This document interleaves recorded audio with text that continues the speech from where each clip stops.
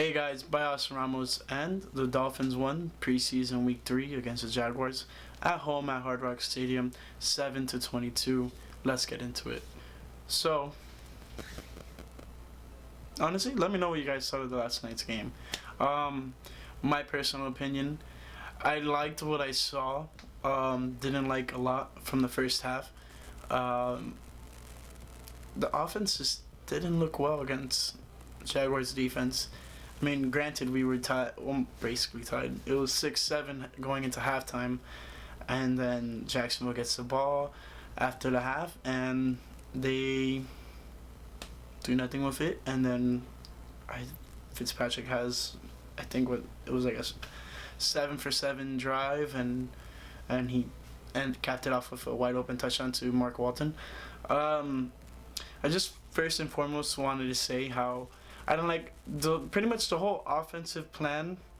The first half was killing Balaj, and I guess you're trying to see like what he can do for them. But I mean, if he wasn't running it, it was Fitzpatrick throwing it to him every play or so, every other play, barely spread it out the ball, which was very frustrating. But in the second half, he spread it out the ball, led us to a good drive.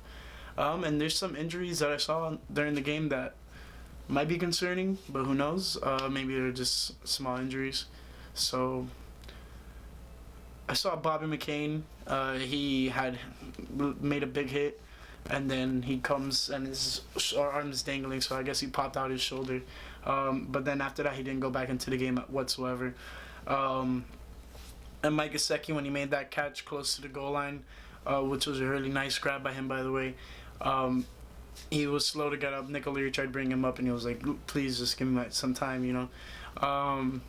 So that's quite concerning, but they haven't made a big deal out of either one of those two guys about what happened to them last night, so I'm guessing it's all well, and that's what I hope it is, and I hope it stays like that. But let's get into some of the stats of last night's game. So last night, Dolphins started with Ryan Fitzpatrick, and not the Eagles, almost said the Eagles. Said Eagles like 4 times, try not to say it. The Jaguars, they started Nick Foles, but he was only in there for 2 drives. He went 6 for 10, 48 yards, 1 touchdown, 1 interception. The touchdown was wide open to D.D. Westbrook, and before that drive, during that drive, Minkah Fitzpatrick just popped him. I'm pretty sure if you guys watch the game, you definitely know what I'm talking about. I mean, you heard it. So, wow. But definitely great play by him, but they capped off that drive with the touchdown, and that's the only score of the whole night.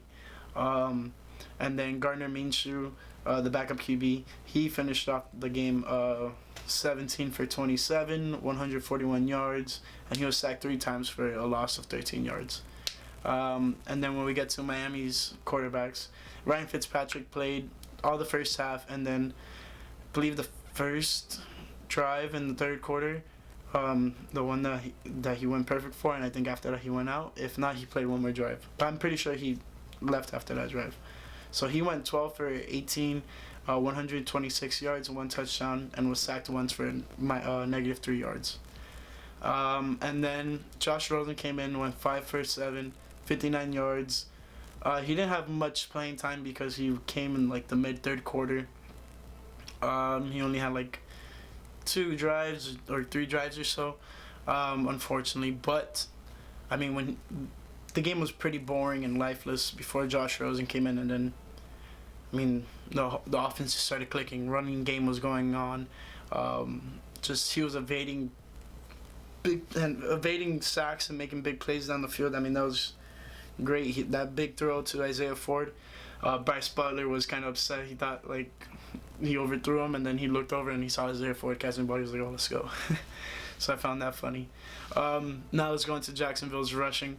Leonard Fournette went 7 carries for 27 yards, and after those first 2 drives, I believe, he was out.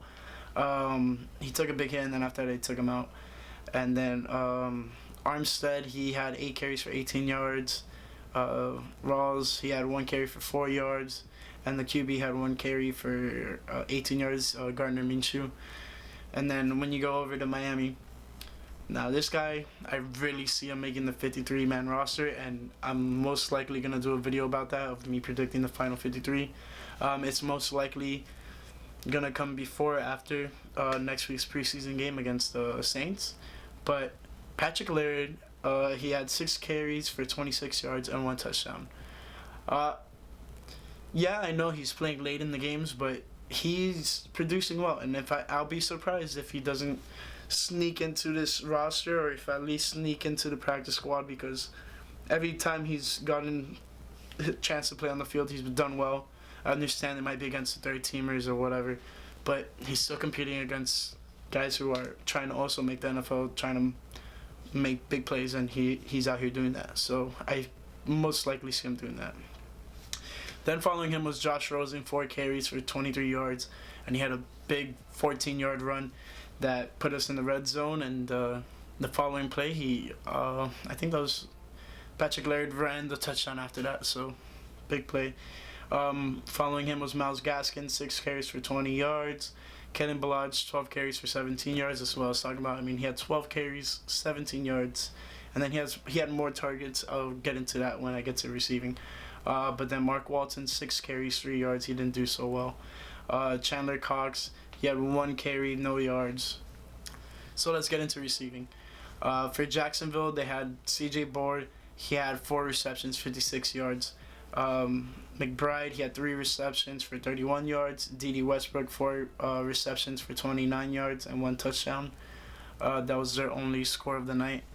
Terrell Pryor, he had 3 receptions for 26 yards, and he made one pretty nice one-handed grab with his left hand going across the middle of the field, which was pretty nice to see. Unfortunately, it was against the Dolphins, though. And then we have Mays, 3 receptions, 21 yards. Leonard Fournette, 2 receptions, 19 yards.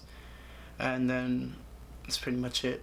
And then for Miami, leading receiver was Mike Gesicki. Even with the only 3 catches he had 59 yards. And the long one was a 29 yards one, but then he got injured right after. And then we have Isaiah Ford with 2 receptions, 45 yards. And then we had Nick O'Leary, who had 2 receptions, 35 yards, and it was, I believe, a 3rd down, and it was a short pass, and then he made the first guy miss, and then he just cut it up the sideline, and he managed to get past the first down, which was awesome to see. Then we have Mark Walton with 4 receptions, 20 yards. Kenny Stills, 1 reception, 14 yards. This is like a tight end that I don't really see him making the roster, but Myrick, I'm pretty sure I said it wrong, but he had 1 reception for 8 yards. The fact that I don't see him making the team is just because we're pretty stacked at the tight end position, honestly. We have Nick O'Leary, Mike Gesicki, Darren Smythe. We have Dwayne Allen, Clive Walford. I mean, it's going to be hard to see not all of those guys make the roster, so we'll see. We have Irwin, 1 reception, 7 yards, and then the rest are just people who got targeted but didn't catch it. And then Kalen Ballage, 2 receptions, -2 yards. Clive Walford, 1 reception, -1 yards. The one to Clive Walford was just a dumb pass, and I didn't like it. And then there was other plays I saw him open, and he wasn't targeted, but it's what it is. With the fumbles, though, Gardner Minshew, he fumbled once, and then Holmes recovered it, and then Preston Williams also fumbled on a punt return. Like, he got the ball, and then he just bobbled it for a second, and then he just got on top of it. But besides that, I mean, he handled the situation well. He just got on top of the ball, made sure no one was able to swoop in and take it from him. Now let's look at some defensive stats. I'm not really gonna go over Jacksonville's for the sake of the video, of the length of the video. But Josh Allen, this is all I'm gonna mention. Josh Allen was terrorizing our offensive line. And I'm not joking, he was terrorizing our offensive line. He was just always around the play when he was in the game. So it was a good draft pick there from Jacksonville, taking a phenomenal player like him. But let's get into some of the defensive players from the Dolphins. Jerome Baker, he had 5 solo tackles, and 1 was a tackle for a loss. Eric Rowe, he had 5 solo tackles, and he also had an interception. Sam McGuavin was a hair away from making a nice play, Troy Polamalu-esque, of just getting the snap count right and just bulldozing the quarterback. He had the quarterback wrapped up, and then the quarterback, in desperate measure, he just tossed it back to the running back, and then the running back just got down because he knew that play was just completely dead. He had 3 solo tackles and 1 tackle for loss. Torrey McTyer had 4 solo tackles. Devon Godshaw had 2. Nate Orchard had 3. Mo Smith had 2. Bobby McCain had 2. Xavier Howard had 2. Lamons had 2. Wilts had 2. Minka Fitzpatrick had 2. And then the rest are just 1s. Christian Wilkins didn't really have an impressive game, but it's going to be like that. But let's continue. Eric Rowe, 1 interception. And then let's go on to some kick return statistics. McBride had 1 return for 27 yards. Walker, 1 reception, 27 yards. And D. Clark, 1 return for 7 yards. I don't know, I think I said receptions, but you know what I'm saying. Mark Walton had 2 returns for 27 yards, which was not bad. And then punt returns, Henderson for Jacksonville, 3 returns for 40 yards. And then TJ Ramming, he had 2 returns for 2 yards. He really struggled out there. And then Preston Williams had 3 returns for 2 yards, and then the fumble I mentioned earlier, that's what happened there. And now when we get into kickers, Josh Lambo from Jacksonville is 0 for 1, but he was 1 for 1 on the extra point, which was a good play. It was 3rd and something, and then there was a penalty on the Jaguars, and they were in decent field goal range, and then Flores said it could have been 4th down because they didn't get the first down, but Flores said accept the penalty, and then the following play we forced incompletion, and then after that I believe he called a timeout, and then he pretty much iced the kicker and he missed completely, so that was good of him. Jason Sanders, though, he went 3 for 3 on field goals, and he missed an extra point and he made 1, and his longest was 46 yards. And then when it comes down to punting, Cook had, for Jacksonville, he had 6 punts for 282 yards. 4 of them were in the 20, and his longest was 57 yards. And then Mahak, he had 5 punts, 260 yards, and his longest was 57 yards. So the punters, pretty much close to the same. Now that all the stats are out of the way, just my own personal opinion, Dolphins played pretty well. I wouldn't say they played great. The first half, the offense just looked horrendous, but the defense really, really, really stepped it up, played well. Even after that drive with the touchdown, after that they just came back and just shut them out, just completely. But then also they didn't have Nick Foles. But cases to be made.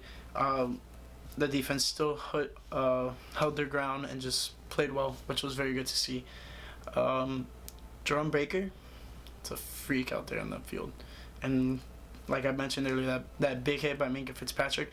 On the telecast, they were saying Bobby McCain, but it was Minka Fitzpatrick. He just completely just laid out D.D. Westbrook. And what do you guys think of Josh Rosen's performance? I think he did well. He didn't have that many plays of him throwing. He only threw the ball, I believe, 7 times and had five completions. Yeah, but when he was on there on the field, he was evading sacks and he had a bunch of positive plays. I don't think he had one negative play besides just incompletions, but that's something that's gonna happen. There will be barely ever a game that a quarterback will complete it without having any incompletions. That's just part of the game. And the first half, Fitzpatrick just looked horrible. Kept on just checking it down to Kenny Ballard, like I mentioned earlier. I just didn't like what they were trying to do, or at least what Fitzpatrick was trying to do. If that's the case for Fitzpatrick being the starter, still up for debate. And I don't think this quarterback decision has been decided yet. I feel like this last week in practice, I don't think they're going to play this game at all. I think Jake Ruddock is just going to play the whole game against Saints. But don't be surprised if we put even both of them in the game just for a drive or two, just trying to put the last kinks out and just see what they got, who they're going to roll with, so and so. But yeah, man, Dolphins are 2-1 in preseason. I know it doesn't mean much, but a victory is a victory, and when you execute well, this is what happens. I wish we can just get to the regular season already and see what this team really brings to the table. And we had a lot of players out. I mean, Kiko Alonso, Raekwon, Parker was out, Kenyon Drake, Van Geikel, one of the linebackers we drafted, he was out. Tunsil was out. Jones is out. I mean, there's a bunch of players. I mean, there was, I believe, 13 players just sitting out, like completely sitting out, like not even suited up. So just, this team has a lot of potential. Just stay with them, see what happens. The defense will be fine. I believe the defense will be fine. Only concern about the defense is the pass rush. The defensive line is the only issue, but I feel like we're going to be changing the schemes a lot and making it more accessible for linebacker blitz, just using all of our guys to the best of their abilities. That's what I feel like Brian Flores is going to try to do. And not only that, the offense, it's just the offensive line. We have a lot, when I tell you guys a lot, we have a lot of skill position players that are pretty good. But if the quarterback is getting pressured, I know they get pressured every play, but if they get pressured literally every play, it doesn't work. It doesn't work. So that is all I have for you guys today. Hopefully you guys enjoyed the video. If you did, make sure to give it a nice thumbs up. And also, don't forget to subscribe. And also click the notification bell option just so you get notified every time I upload a video. And don't forget to follow my Twitter and my Instagram. And if you feel like it, check out my website, buyoscarramos.com. I'm going to have another video up next week recapping the final preseason game and plan on doing a 53-man roster prediction, seeing who the Dolphins will have on their final 53, and might reach out and probably do practice squad as well, but I'm going to have to do a little more work for that to see what the Dolphins are trying to do. But that is about all, and fins up, baby.